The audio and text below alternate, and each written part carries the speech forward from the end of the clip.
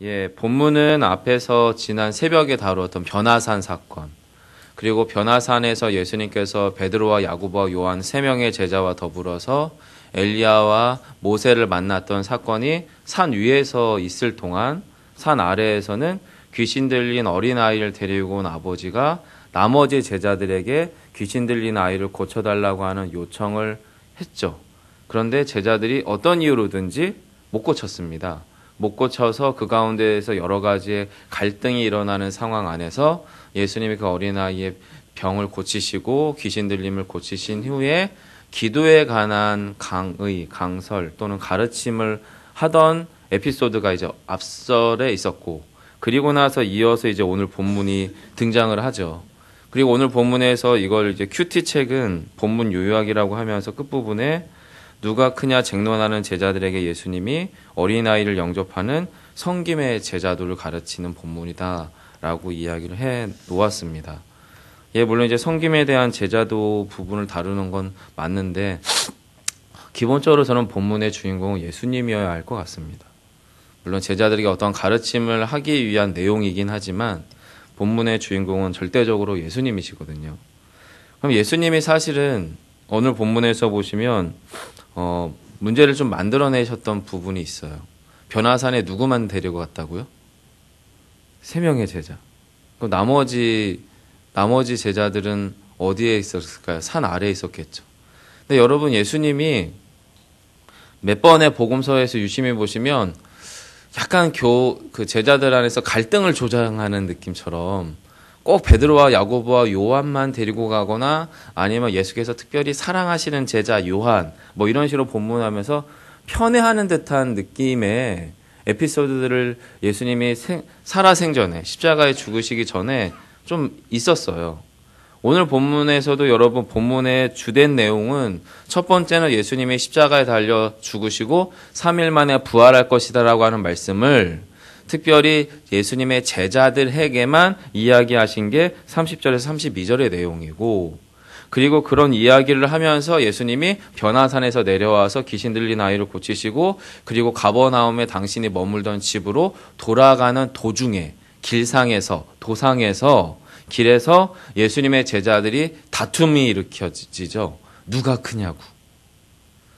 자, 여러분 상상을 해볼게요. 제자들 입장에서 예수님이 특별히 말이 안 될 것 같은 놀라운 기적적인 사건들 안에는 베드로와 야고보와 요한만 데리고 가십니다.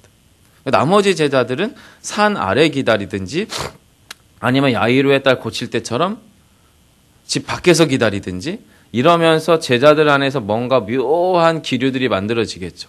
그리고 기본적으로 제자들은 예수님은 그렇게 얘기한 적이 한 번도 없지만 예수님의 기적적인 사건들이 거의 여러분 사실은 제왕적 기적에 가깝습니다. 오병이어 같은 거라나 무리를 걸으신다거나 아니면 병든 자를 고치시거나 심지어 죽은 자를 살리시는 일들은 사실은 세상 가운데에서 거의 일방적 최고의 권력의 정점 가운데서 행사할 만한 그런 매우 제왕적 통치, 제왕적인 어떤 놀라운 리더십이나 기적적인 사건들을 다루시거든요. 그러다 보니까 자연적으로 제자들 안에서는 예수님의 그 기적들을 몇 가지 정리하고 유심히 따라가다 보면, 그리고 특별히 이제 나중에 예수님이 예루살렘 성에 입성할 때에 거기도 약간의 묘한 기류가 있긴 하지만 어찌됐든 예수님의 제자들은 철석같이 예수님이 임금될 거라고 하는 것을 내심 확신하고 있었던 것 같아요. 그런 상황 속에서 베드로, 야고보, 요한만 데리고 들어가는 그 어떤 종류의 에피소드는 나머지 제자들은 매우 불편하겠죠.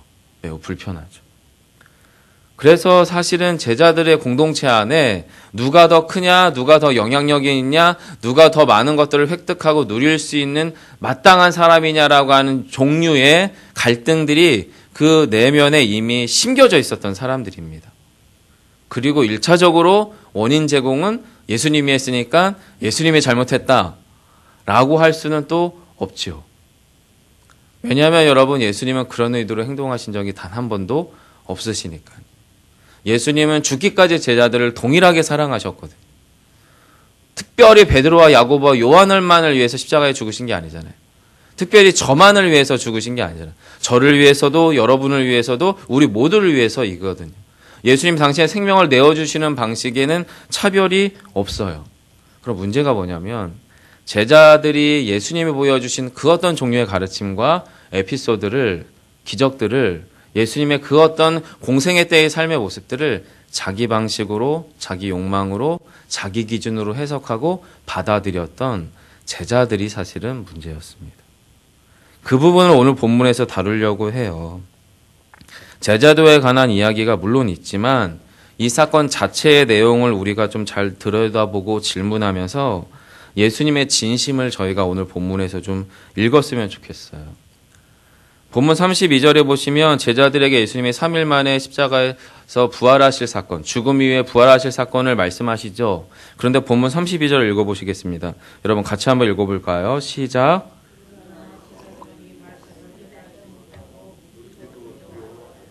네, 제자들의 모습이 복음서에 보면은 하나같이 바보 같아 보일 때가 많습니다.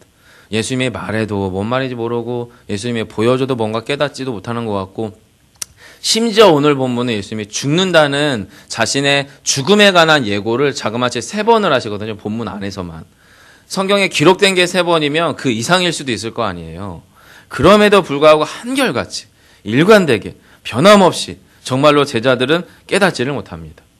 그런데 본문은 깨닫지 못했다라는 말과 동시에 무엇을 이야기하냐면 두려워서 질문하지도 않았다라고 이야기를 해요. 마치 예수님의 공생애 3년 동안에 동상이몽이에요. 같이 공동체로 먹고 자는 식탁 공동체인데 제자들과 예수님이 다른 생각을 가지고 살아가는 것 같아요. 심지어는 여러분 한 배에 탄 적군 같습니다. 그 안에 누가 있습니까? 베드로. 예수님을 부인하죠. 누가 있습니까? 가룟 유다. 예수님을 팔아버리죠. 그리고 정말로 예수님의 여러 가지의 공생의 사역들을 불편하게 만드는 우레의 아들이라고 불려지는 그러한 자들도 있고요. 세리도 있습니다. 당시에 예수님과 같이 다니면 예수님의 격 자체를 떨어뜨리는 사람들이 예수님의 제자들의 주된 구성원들이었습니다. 오월동주라고죠. 같은 배를 탔는데 서로 적이에요. 알고 봤더니 적입니다. 그런 공동체예요, 여러분. 속 터지는 제자들이죠. 제가 개인적으로 바라볼 때 그렇습니다. 그런데 그런 그들이 예수님이 죽을 것과 3일 만에 부활할 것에 대한 이야기를 들었을 때에 두려워했대요. 두려워했대요. 딴 생각하고 있는 제자들. 심지어 예수님에게 등에 칼을 꽂을 것 같은 제자들. 그런데 그런 제자들이 지금 두려워하고 있다라고 이야기합니다. 저는 거기 안에서 제자들 안에서의 마음이 조금은 읽혀요. 뭐냐면 자신의 생각과 달라지는 예수를 원하지 않았던 것 같아요. 예수님이 누차 나는 너네가 생각하는 그런 예수가 아니야라고 누차 말씀하신 것 같은데 제자들 아니에요, 주님. 아니에요. 그런 말씀하지 마세요. 절대 그럴 리가 없습니다. 절대 그럴 리가 없습니다. 자신들의 생각을 바꾸기를 거부하고 있는 것 같습니다. 그리고 심지어는 예수님이 우리가 예측하고 예감하는 그런 임금이 돼야 되는데, 제왕적 임금이 돼야 되는데 그렇지 않은 예수가 될까 봐 두려운 것 같아요. 차마 묻고 싶지 않은 것 같아요. 설마 주님이 그러시겠어? 우리가 3년 동안 같이 지금 지낸 게 얼만데. 그러면서 설마 주님이 당신이 말씀하시는 그런 분은 아닐 거야 라고 자신들의 그 두려움 가운데서 그것들을 예측하는 것을 꺼려하는 것 같아요. 왜요? 자신들이 원하는 것들이 포기되어져야 되고 변화져야 되고 바뀌어져야 되고 나의 삶의 가운데서 최종적으로 예수님을 통해서 내가 원하는 골, 목표가 있는데 그것들이 훼손당하는 것을 꺼려하고 있는 것 같습니다. 근데 여러분 제자들만 그렇습니까? 아닌 것 같습니다. 사람이라면 저를 포함해서 모두가 그런 것 같아요. 특히나 동양, 아시아권에 있는 저희들은 특별히 그렇습니다. 문화인류학이나 아니면 사회학 같은 걸 요즘 조금 들여다보면 동양권의 사고방식 세계관을 우리는 뭐라고 얘기하냐면 가족 중심의 공동체주의라고 부릅니다. 그래서 그 문화인류학에서 학자들이 추정하는 하나의 에피소드는 뭐냐면 여러분 농사라고 하는 거 혼자 지면은 생산력도 떨어지고 훨씬 힘들고 생산량도 적잖아요. 그래서 보통은 농사라고 하는 것은 집단적으로 짓거든요. 예를 들어가지고 모를 심는다고 하면 옛날에 모를 심을 때 모줄이라고 해서 이렇게 양 끝에 하나 딱 꽂고 중앙에서 이제 어른 하나가 딱 가면 그 사람의 발의 템포에 같이 맞춰야 모내기 할 때 모가 일렬로 쫙 만들어지지 서로 이게 지 가고 싶다는 식으로 자기 보폭대로 가면은 모가 이렇게 삐뚤게 낮으면 이상하죠. 젊은데 어떻게 모내기 얘기를 하는지. 네. 봐서 알겠죠. 그래서 여러분이 일렬로 쭉 서서 할 때 중앙에 있는 아니면 어느 한쪽에 템포를 맞춰서 일렬로 모를 놓습니다. 그리고 참을 먹을 때도 모내기 할 때 그 모 밭의 주인이 이야기하든지 아니면 거기서 최고 어른이 자 이제 참 먹고 하자 하면 이제 먹는 거예요. 그중에 가장 새파랗게 어린 놈이 갑자기 배고프다고 거기서 벗어날 수가 없는 거거든요. 그래서 여러분 가족 중심의 공동체주의에서는 뭐가 중요하냐면 명예가 중요하고 질서가 중요하고 공경함이 중요하고 어른과 아이들의 그런 장유서와 같은 순서들이 중요합니다.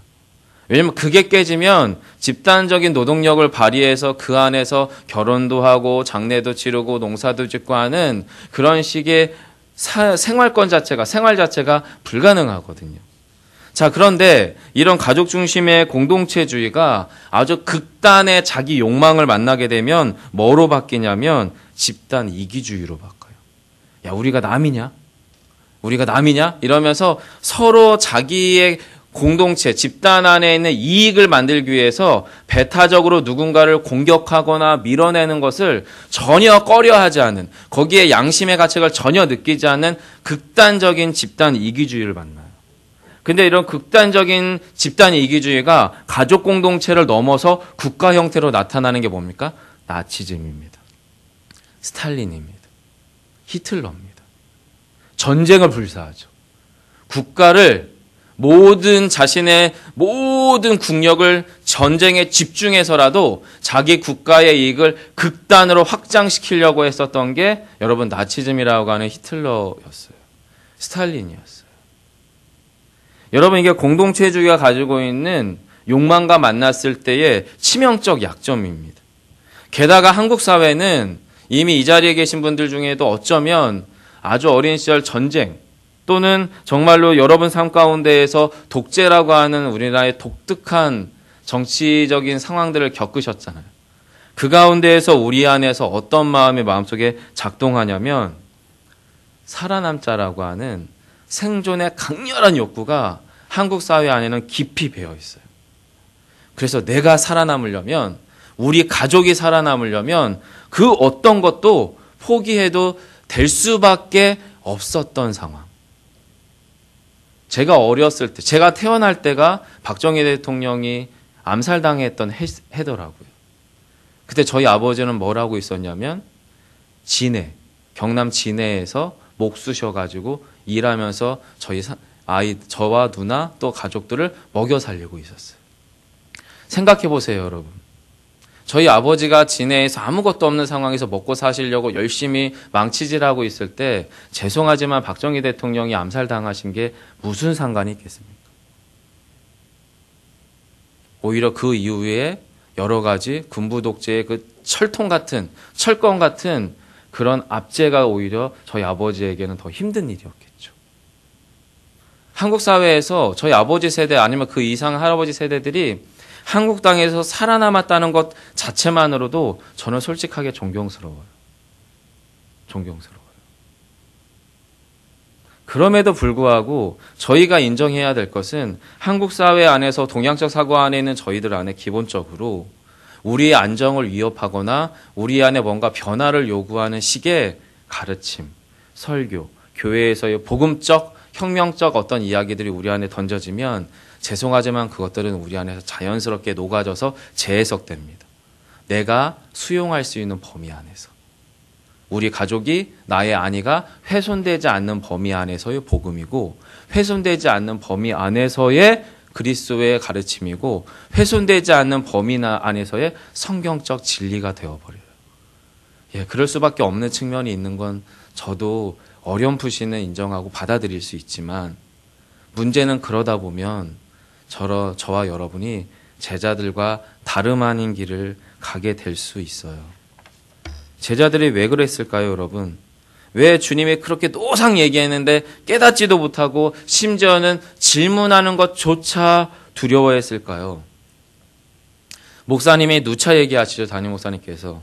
예수님을 통한 자기 욕망이 예수님을 향한 사랑과 믿음을 압도해버렸어요. 예수님을 통해서 내가 추구하고 있는 삶의 방식과 욕망들이 주님을 향한 순전한 믿음과 사랑을 덮어버렸어요. 삼켜버렸어요. 그래서 문제가 뭡니까? 자신의 삶의 추구가 충족되는 범위 안에서, 내가 납득되는 범위 안에서 예수를 사랑하고 예수를 믿는, 예수를 필요로 하는 상태에 빠져버린 게 제자들의 삶이었어요. 그리고 죄송하지만 그 삶의 방식은 저를 포함해서 여러분 안에서 크게 다르지 않을 수 있습니다. 크게 다르지 않을 수 있어요. 그런데 예수님은 그것을 잘못됐다라고 본문에서 어디에서도 얘기하지 않아요. 왜 그랬을까요? 우리는 스스로 어렴풋이 이게 잘못된 것 같은데, 틀린 것 같은데 라고 우리 마음 한켠에 지금 받아들이고 있는데, 주님은 본문에서 야! 너 그렇게 하면 안 돼. 너희들 그런 식으로 사고하지 마. 생각하지 마. 그렇게 얘기하지 않으셔요. 그리고 오히려 31절에서는 예수님 십자가에 달려 3일 죽으시고 3일 만에 부활할 것에 대해서 또 가르치시고, 또라고 표현하죠. 나중에 또 한 번 나옵니다. 3번 나와요, 본문에. 그리고 시간이 좀 지나면서 예수님이 그렇게 가르친 걸 깨닫지도 않고 두려워하는 상태로 제자들이 길을 쭉 가다가 갑자기 예수님이 앞서가고 뒤로 제자들이 웅성웅성하면서 뒤에서 막 모였겠죠. 그러니까 예수님이 질문하는 거 아니에요. 가버나움에 이제 당신이 쉬시는 집으로 들어가서 야, 제자들한테 너희들 도대체 아까 길에서 무슨 얘기한 거니? 라고 물어보죠. 시간을 두세요. 그리고 은밀한 집, 가장 사랑의 관계 안에 내밀한 관계 속에 있는 자신들의 보금자리, 집 안에서 제자들을 부르시는데 여러분 35절입니다. 35절 한 번 더 읽어볼까요? 함께 읽습니다. 시작.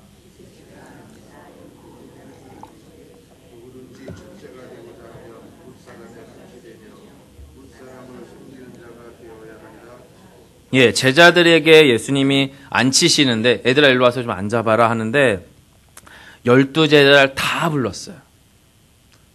얼마 후에 예수님을 부인할 베드로도, 얼마 후에 예수님을 은삼십에 팔아넘길 가룟 유다도, 얼마 후에 예수님이 잡히시는 걸 보고 다 뿔뿔이 흩어질 그 모든 제자들을 차별 없이 알고 있음에도 그들 모두를 부르세요. 모두를. 그리고 당신의 가장 은밀한 사랑의 관계 안으로 제자들을 초청하십니다. 그리고 가르치시는데 아이를 불러요. 여러분 거기서 만약에 예수님이 야 나는 너희들하고 달라, 내가 너희들하고 달라서 얼마나 관대하고 자상하고 친절하고 따뜻하고 그 당시 가장 천대받는 어린아이나 과부들을 대하는 너희들의 그런 싸늘한 시선들 안에서 너희들의 사회적 통념과는 달리 나는 이런 어린 꼬마아이 하나도 진심으로 대해, 그러니까 내가 하는 걸 보고 좀 배워, 이런 방식으로 여러분 아이를 세웠겠습니까? 예수님께서? 저는 아닌 것 같습니다. 예수님이 아이를 대하는 방식이나 예수님이 자신을 배신할 제자들을 대하는 방식은 동일했을 거예요. 동일한 시선으로, 동일한 마음으로, 동일한 태도를 가지고 아이들을 대했을 것이고 제자들을 대했을 거예요. 왜요? 지금 당신을 배신하는 베드로조차도, 심지어 자신을 팔아넘길 그 가룟 유다조차도 내가 저들을 위해서 내 몸을 주러 나를 십자가에 못 박으러 오신 주님이시기 때문에 예수님이 공생의 3년 동안 이 땅에서 땅을 딛고 육신을 입고 만나는 한 꼬마일지라도, 한 과부일지라도, 한 병자일지라도, 자신을 배신하는 제자일지라도 그 한 영혼은 자신이 천하에서 당신의 몸을 찢겨 버리신 그 천하보다 귀한 영혼이에요. 한 사람은. 주님은 차별할 수가 없는 거예요. 어린아이일지라도 또 그 제자들일지라도. 그냥 보여주시는 거예요.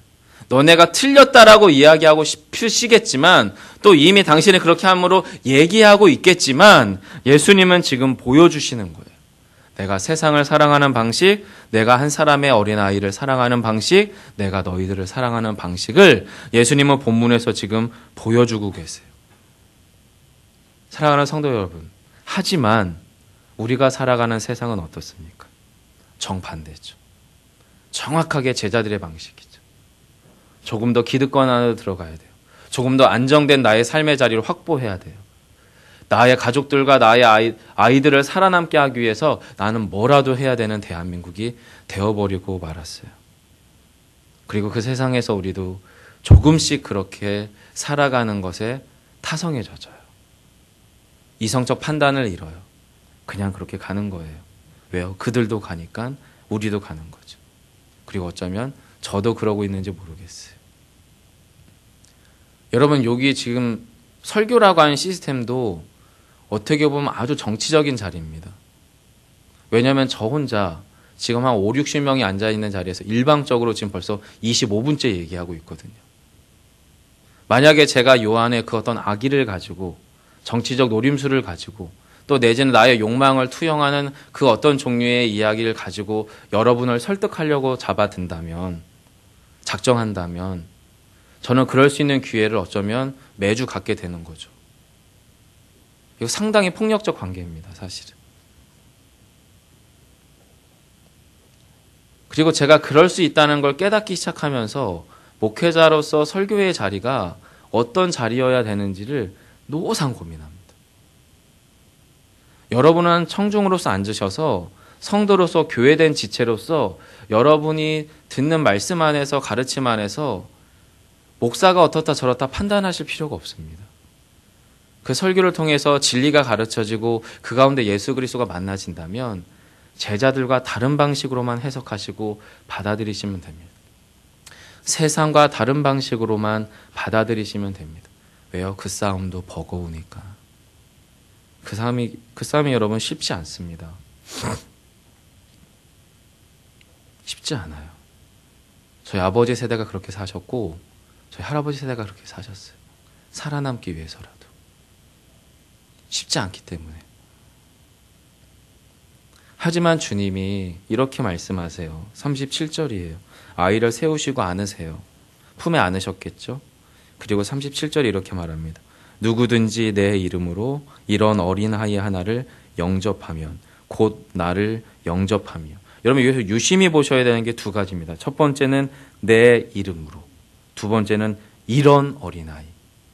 어떤 어린아이인 겁니까 도대체? 어떤 어린아이인 거예요? 어떤 어린아이냐면 내가 예수를 어떻게 다루느냐라고 하는 방식 안에서의 이런 아이입니다. 무슨 말이냐면 우리 스스로가 예수 그리스도를 어떻게 다루고 어떻게 처리하고 어떻게 믿음의 대상으로 받아들이느냐, 자기 욕망을 가지고 자기의 그 어떤 기득권을 유지하는 방식으로 예수를 이용해 먹는 방식으로 그 범위 안에서 예수를 사랑한다면 우리는 어린아이도 그렇게 대합니다. 내 말 잘 들을 때 우리 아이는 착해요. 아이는 속으로 병 들고 있는데 내가 원하는 방식으로 아이가 통제되면 이 아이는 착한 아이예요. 아이의 인격은 죽어가는데. 왜요? 우리가 예수조차도 그렇게 다루기 때문에 아이나 아내나 배우자나 우리가 소위 말하는 사회적 약자를 그렇게 다루는 건 너무 쉽습니다. 예수도 하나님도 신도 그렇게 다루는데 우리 주변의 인간을 그렇게 안 다루겠습니까? 지금 주님이 말씀하시는 내 이름으로 이런 아이를 대한다는 것은 주님의 방식으로 대한다는 걸 말하는 겁니다.